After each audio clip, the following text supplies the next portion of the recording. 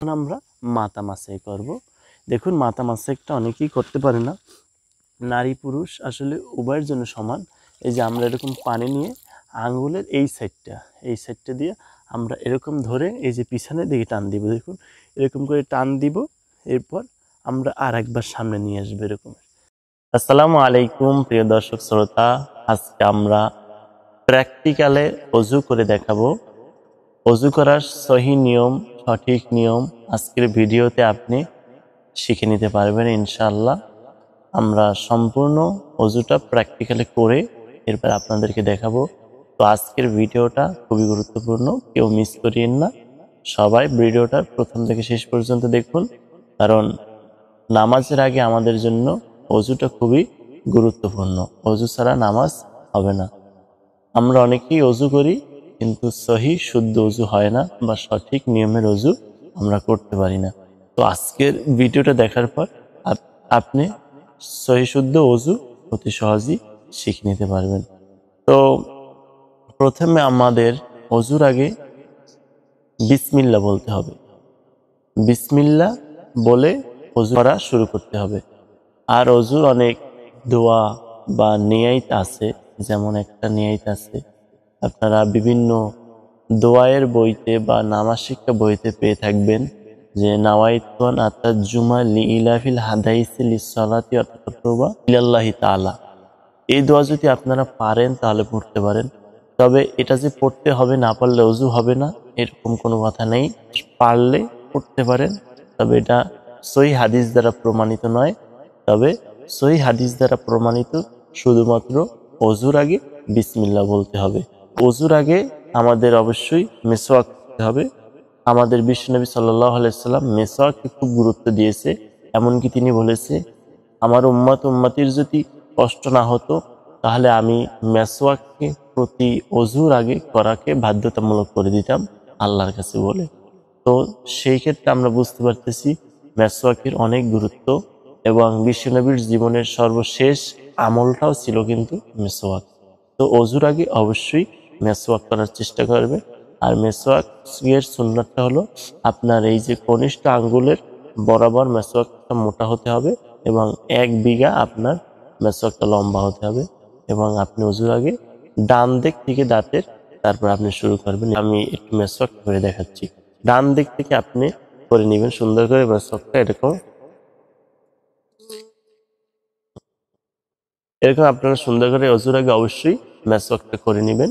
সেটা অল্প সময় ধরে করেন, কিন্তু অবশ্যই একটু মেসওয়াক আপনারা অজুর আগে করে নেবেন। মেসওয়াকে কিন্তু দাঁতও ভালো রাখে, এবং মেসওয়াক আমাদের মুখের জন্য অনেক উপকারিতা।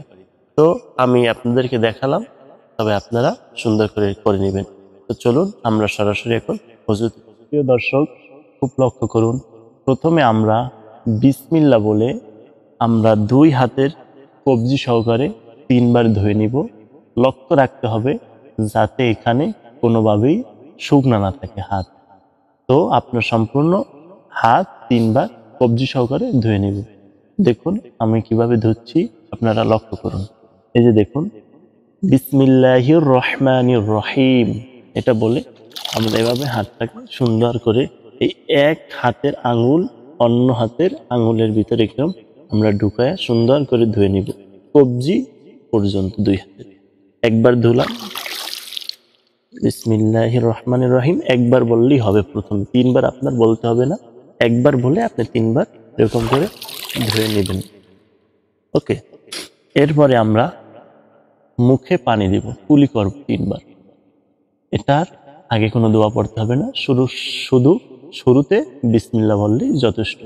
আমরা এরকম করে পানি দিব।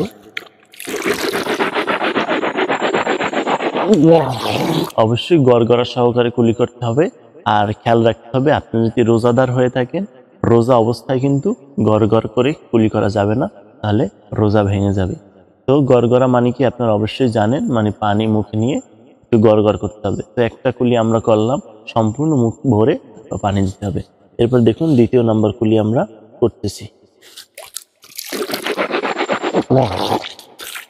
এরকম করে সুন্দর করে আমরা 2 নাম্বার কুলিটা করব।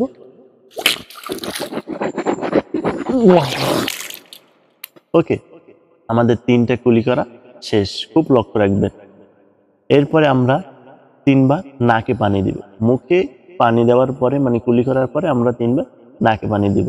এই যে দেখুন বাম হাতের এই 2টা আঙ্গুল দ্বারা আমরা নাককে পরিষ্কার করব সুন্দর করে, এবং ডান হাত দ্বারা আমরা 3বার পানি দিব। দেখুন এই যে, আবার দেখুন একবার দিলাম, আবার একবার দিতে হবে, এবং আর একবার শেষবার আমরা দেব। এখন আমরা আমাদের সমস্ত মুখমণ্ডল ধৌত করব। মুখমণ্ডল বলা হয় এই যে চুলের গোড়ালি থেকে একবারে থুতনির নিচ পর্যন্ত। তো এই উজু কিন্তু নারী পুরুষ উভয়ের জন্য সমান একইভাবে উজু করার নিয়ম। তো পুরুষের যাদের গৌণ দাড়ি আছে তারা অবশ্যই মুখমণ্ডল ধৌত করার সময় দাড়িগুলো হাত দিয়ে এরকম হিলাল করতে হবে। ওকে, তো আমরা 3বার প্রত্যেকটা অঙ্গ ধোবো।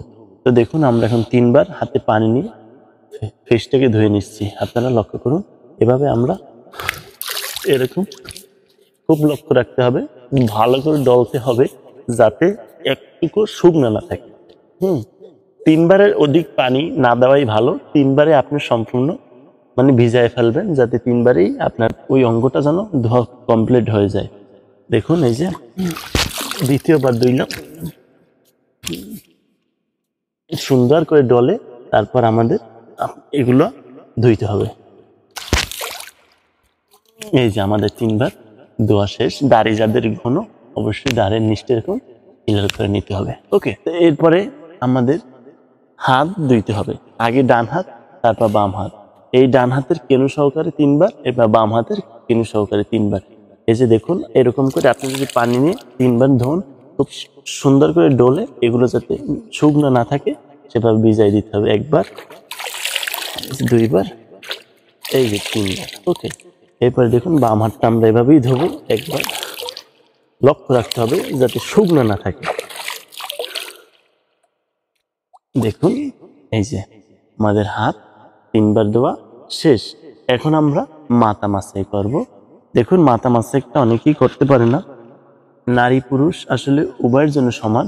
এই যে আমরা এরকম পানি নিয়ে আঙ্গুলের এই সাইডটা দিয়ে আমরা এরকম ধরে এই যে পিছনের দিকে টান দিব। দেখুন এরকম করে টান দিব, এরপর আমরা আর একবার সামনে নিয়ে আসবো এরকম, তাহলেই এটা কমপ্লিট হয়ে যায়।